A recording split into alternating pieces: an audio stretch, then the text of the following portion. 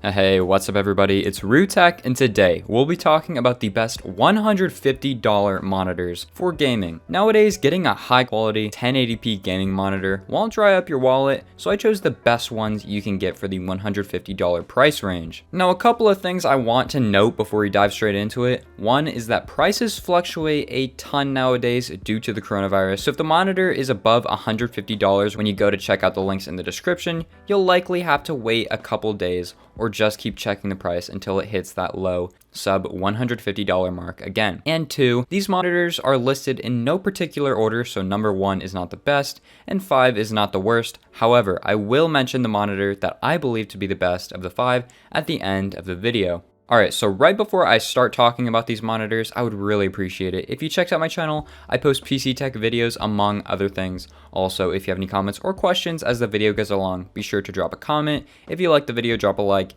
and if you enjoy the content you're seeing, drop a sub. Really helps out the channel. Alright, so starting with number 5, we have the VIOTEK GFV22CB. It has a size of 22 inches, a response time of 5 milliseconds, refresh rate of 144 Hz, and is full HD, meaning 1080p on its VA display panel. It also comes with modern gaming monitor technologies, being G-Sync and FreeSync. This means it'll eliminate any screen tearing. 22 inches is just 2 inches smaller than the usual 24, but if I'm being honest, I don't think that'll affect your gaming performance unless it genuinely bothers you that your monitor is a bit smaller than normal. But hey, if you have a really small desk, getting this 22-inch monitor may be beneficial to you. I've also read that this monitor can overclock to 175 Hz, so if you want to get an even higher refresh rate, you absolutely can if you have a computer that pumps out those frames. Now onto the physical side of things, the GFV22CB has a -5 to 15 degree tilt adjust, and overall it looks really nice. If you wanted to buy 2 or 3 of these, the bezels are pretty small, so you'd be getting a near seamless experience, which is really nice. And finally, for ports, it has 1 display port and 2 HDMI ports, so you can easily plug in more than 1 device into this monitor for channel switching. An overall great monitor from VIOTEK. I recommend this one if you're looking for a slightly smaller than average gaming monitor. Next up, number 4, we have the Acer KG24Q Pbiiq monitor. So it's 23.6 inches, has a response time of 1 millisecond, a refresh rate of 144 Hz, and is full HD, so 1080p. Like the last monitor we discussed, it has AMD FreeSync, so you won't have any of those annoying screen tears, and it is also G-Sync compatible. The KG21Q does not have height adjustment, but it does have tilt adjustment. Unfortunately, I couldn't get the exact degrees at which it tilts, but I assume it has the typical 20-degree adjustment range, since that is usually the default with these types of monitors. It also has a really nice design. It is black for the most part with red and dark gray tones. Not the thinnest bezels, so I wouldn't recommend this monitor for a dual setup, but if you only use one monitor at a time, there's nothing wrong with this monitor at all. It also comes from Acer, and they typically make some solid monitors, so I recommend this if you're looking for something where you won't have to be worrying about its faulty parts or breaking after a year. In number 3, we have the Pixio PXC243 curved monitor. It is a full 24 inches, has a refresh rate of 144 Hz, a response time of 3 milliseconds, and is full HD, so it's 1080p. Its curve rating is 1800R, so nothing too crazy.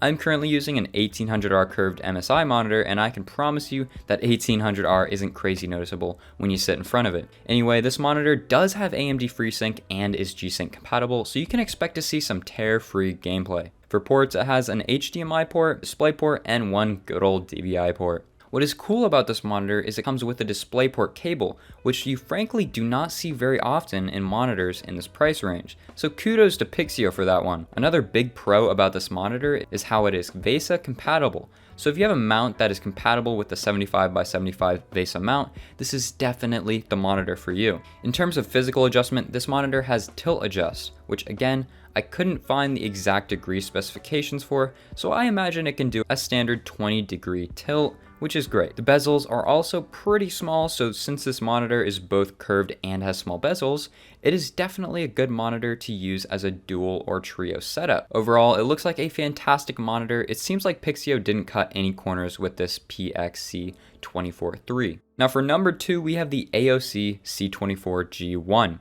It's a full 24 inches, is curved, has a refresh rate of 144 Hz, a response time of 1 millisecond, and is, of course, 1080p.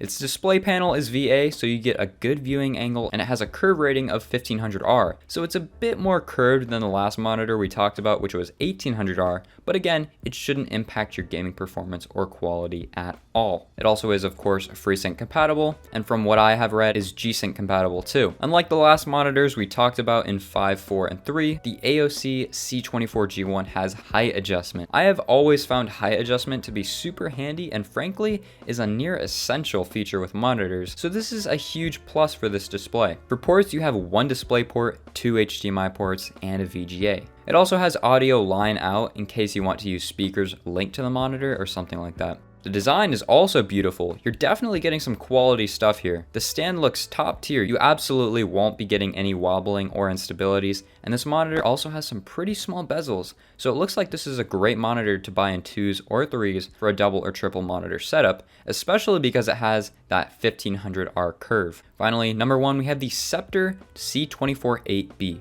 It is 24 inches, has a 144Hz refresh rate, 3 millisecond response time, and has AMD FreeSync. I could not find anything on it with G-Sync though, so be aware of that. It also has an 1800R curve, so it's not a curve that screams at you. Has 2 HDMI ports, 1 display port, so of course you can have multiple things plugged in like a PC console, laptop out, or whatever it may be. For physical adjustments, it has a tilt adjustment, and it goes from -5 degrees to 15 degrees, so it's that typical 20-degree range. An overall nice minimalistic design with small bezels, so you absolutely can use more than one of these together.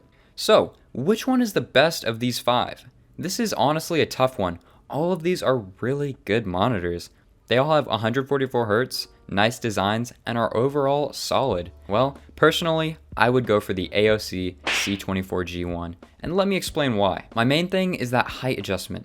Height adjustment is seriously super essential in my opinion. If you don't have it, it can lead to some bad neck aches or will just get annoying, so definitely something you want to have. Obviously, that's not the only reason I like this monitor though. It also has that VA panel, so great viewing angles, super small bezels with a 1500R curve, so this is the best monitor to use in a dual or triple monitor setup, and of course is 144Hz with a 1 millisecond response time, which is perfect for competitive gaming. AOC is also a solid company. They've been specializing in display manufacturing for over half a century, so definitely a trustworthy company to get monitors from. But in all honesty, all of these monitors are great.